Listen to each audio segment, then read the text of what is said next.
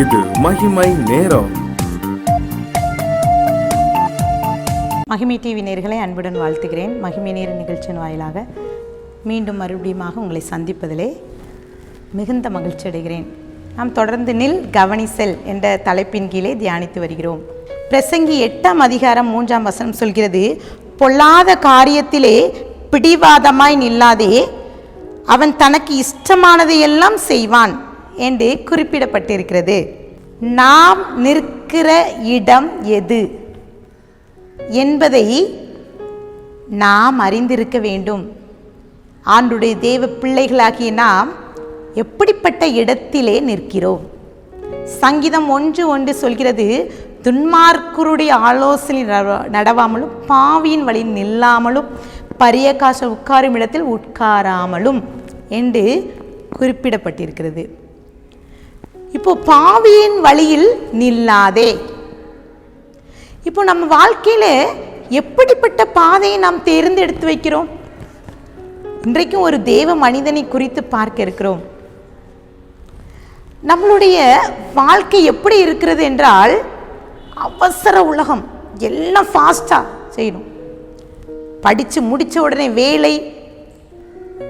வேலை கிடைத்த நல்ல சம்பளம் கிடைக்கணும், வீடு, கார், திருமணம், உடனே குழந்தை செல்வம், இப்படி எல்லாம் உடனுக்கு உடன் நம்மளுக்கு கிடைக்க வேண்டும் என்று போய்கொண்டிருக்கிறோம். தாவீது அவனுடைய குமாரன் 3வது மகனாகிய அப்சலோமை குறித்து தான் இன்றைக்கு தியானிக்க இருக்கிறோம். அப்சலோம், அவனுடைய பெயரின் அர்த்தம் பிதா சமாதானம் உள்ளவர் என்று. ஆனால் அவனுக்குள்ளே ஒரு சமாதானம் இல்லை. காரணம், தாவீதுனுடைய வாழ்க்கையிலே நடந்த ஒரு சாபமான ஒரு செயல். அவனுடைய சகோதரியான தாமார் இடத்திலே அவனுடைய சகோதரன் அவன் தவறு செய்கிறான். அவன் தவறின் நிமித்தம் பகைத்து அவன் வர்மமாக அடித்து கொலை செய்கிறான். இது நிமித்தம் தகப்பனாகிய தாவீதுக்கும் மகன் அப்சலோமுக்கும் இடையே ஒரு பகை. இவன் ஓடி செல்கிறான். ஓடி சென்று தன்னுடைய தாயினுடைய தகப்பனார் வீட்டிற்கு போய், அவர் ஒரு ராஜா, அங்கே 3 வருஷம் இருக்கிறான். கேசூருக்கு ஓடி போகிறான். இப்படிப்பட்ட நிலைமையிலே தாவீது தன் சிங்காசனத்திலே அமர்ந்து கொண்டு அப்படியே உட்கார்ந்திருக்கிறான். ஒரு பெண் அப்படியே தாவீதின் இடத்துல வந்து கேட்கிறான், ராஜாவே, எனக்கு நியாயம் விசாரியும், எனக்கு புருஷன் இல்லை, எனக்கு 2 பிள்ளைகள் உண்டு, அவர்கள் வெளியிலே சண்டையிட்டு அவர்களுக்கு அவன் விடுவிப்பார் யாரும் இல்லாமல் அவர்கள் ஒருவன் மற்றவனை கொலை செய்து விட்டான். இப்போது என்னுடைய மகன் ஒருவன் மாத்திரம் இருக்கிறான். அவன் செய்த பாவத்துக்காக என்னுடைய உறவினர்கள் இந்த பலிக்காக, அவன் செய்த தவறுக்காக அவனை கொலை செய்ய வேண்டும் என்று நிற்கிறார்கள். எனக்கு இரக்கம் காட்டுங்கள் என்று சொல்லி அவள் வஸ்திரங்கள் எல்லாம் கிழிந்து அவன் தோற்றமே விகாரமாக இருக்கிறது. இப்போது தாவீது சொல்கிறான் அந்த பெண்ணை பார்த்து, தெக்கோவாவில் இருக்கிற புத்தியுள்ள ஸ்திரீ, அந்த பெண், அந்த தெக்கோவா ஸ்திரீயை பார்த்து சொல்கிறார், நீ வீட்டுக்கு போ, உன் காரியத்தை குறித்து நான் உத்தரவு கொடுக்கிறேன். அப்போ அவளுக்கு மிகுந்த சந்தோஷம். 2 சாமுவேல் 14:11, உன் குமாரனுடைய மயிரில் ஒன்றையாவது தரையிலே விழுவதில்லை என்று கர்த்தரின் ஜீவனை கொண்டு சொல்லுகிறேன் என்றான். ஜீவனை கொண்டு சொல்கிறேன். அப்போது அந்த பெண் தன்னை வெளிப்படுத்துகிறாள். அந்த மகன் வேறு யாருமில்லை, அப்சலோம் என்று சொல்கிறான். உங்கள் மகனுக்காகத்தான் நான் பேச வந்திருக்கிறேன் என்று அவன் துணிச்சலாக அந்த பெண் தாவீதின் இடத்திலே பேசுகிறார்.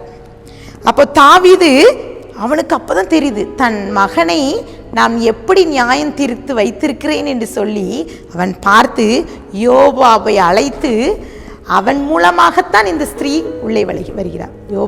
யோவாப்பை அழைத்து தன் குமாரரை அழைத்து வரும்படி, அப்சலோமை அழைத்து வரும்படி இறங்குகிறான். இப்போ அப்சலோமும் வந்து விட்டான். அந்த தாத்தா ராஜா அரண்மனையிலிருந்து அவன் வந்து நிற்கிறான். அதன் பின்பும் 2 வருடம் ராஜாவின் முகத்தை இங்கே அப்சலோம் பார்க்கவில்லை. மிகவும் கவனிக்க வேண்டிய ஒன்று, இந்த அப்சலோமுக்குள்ளே ஒரு வைராக்கியம் இருக்கிறது.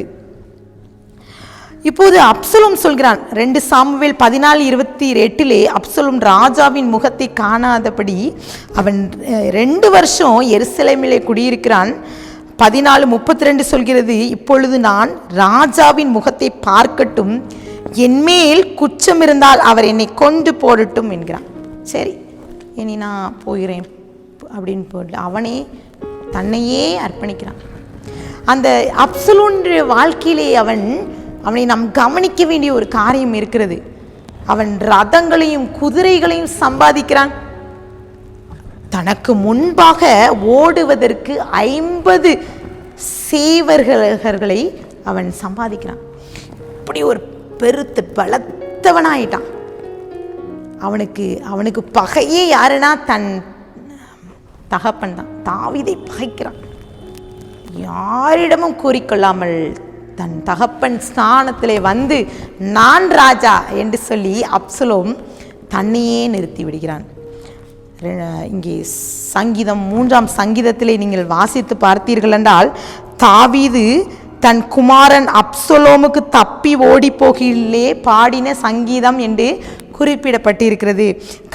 1ஆம் வசனம் சொல்கிறது, கர்த்தாவே என் சத்துருக்கள் எவ்வளவாய் பெருகி இருக்கிறார்கள், எனக்கு விரோதமாய் எழும்புகிறவர்கள் அநேகர் என்று சொல்.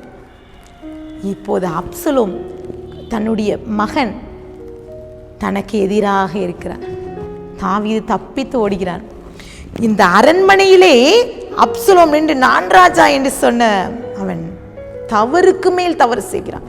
தன் தாவீதோடு இருந்த மறுமனையாட்டியுடன் பிரவேசிக்கிறான்.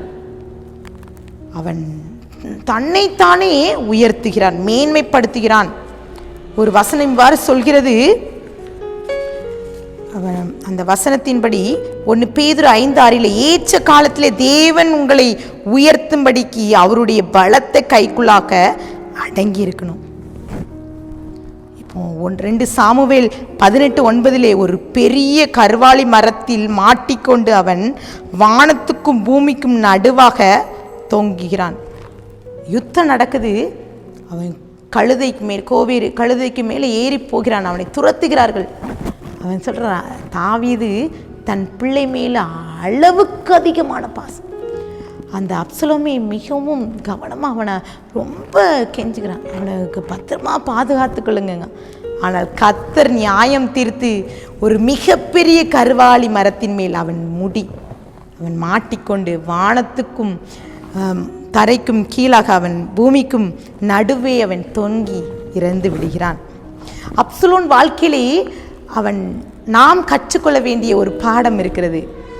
நாம் கவனித்து பார்க்க வேண்டிய ஒரு செயல் இருக்குது. அவன் மனம் திரும்பவில்லை. மார்க் 1:15 தேவனுடைய ராஜ்யம் சமீபமாயிற்று, மனம் திரும்பி சுவிசேஷத்தை விசுவாசியுங்கள் என்றார். நாம் மனம் திரும்ப வேண்டும். அப்சலோம் வாழ்க்கையிலே தன் தகப்பனை பகைக்கிறான். அவன் வாழ்க்கை தன்னையே மேன்மைப்படுத்துகிறான். அவனுக்குள்ளாக மனம் திரும்புத அனுபவம் இல்லை. இன்றைக்கும் கூட அவன் வாழ்க்கையிலேருந்து ஒன்று கற்றுக்கொள்ளணும், மனம் திரும்பணும். ஆண்டவர்கிட்ட ஒப்பு கொடுப்போம்மா. நம்மளுடைய வாழ்க்கையிலே, ஆண்டவரே நான் எத்தனையோ தவறு செய்கிறேன், இதிலேருந்து எனக்கு விடுதலை தாங்க, நான் மனம் திரும்புகிற வாழ்க்கையை வாழணும்னு சொல்லி ஒப்பு கொடுக்கலாம். கண்களை மூடி ஜெபிக்கலாம். அன்பின் பிதாவே, ஸ்தோத்திரிக்கிறோம். எங்களுடைய வாழ்க்கையை நாங்கள் நின்று கவனித்து நாங்கள் செல்ல வேண்டிய பாதை ஒன்று இருக்கிறது. அது உம்முடைய பாதையாக இருக்க வேண்டும். மனம் திரும்புதலுக்குள்ள சுவிசேஷத்தை நாம் பிறருக்கு நாங்கள் அறிவிக்கிற ஒரு கருவியாக எங்களை பயன்படுத்துங்க. தாவீது உமக்கு பிரீதியானவனாக கடைசி வரை உம்மையே முன்னிறுத்தி கர்த்தருக்காக ராஜாவாக உயர்த்தப்பட்டு வந்த அவன் சிறியவனை புழுதியிலிருந்து எளியவனை குப்பையிலிருந்து உயர்த்துகிற தேவன் தாவீதை உயர்த்தினீங்க. அவனுடைய மகன் அவன் ஸ்தானத்திலே அவன் இறந்து விடுகிறான்.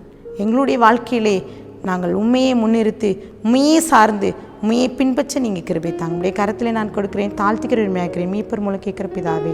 ஆமேன், ஆமேன்.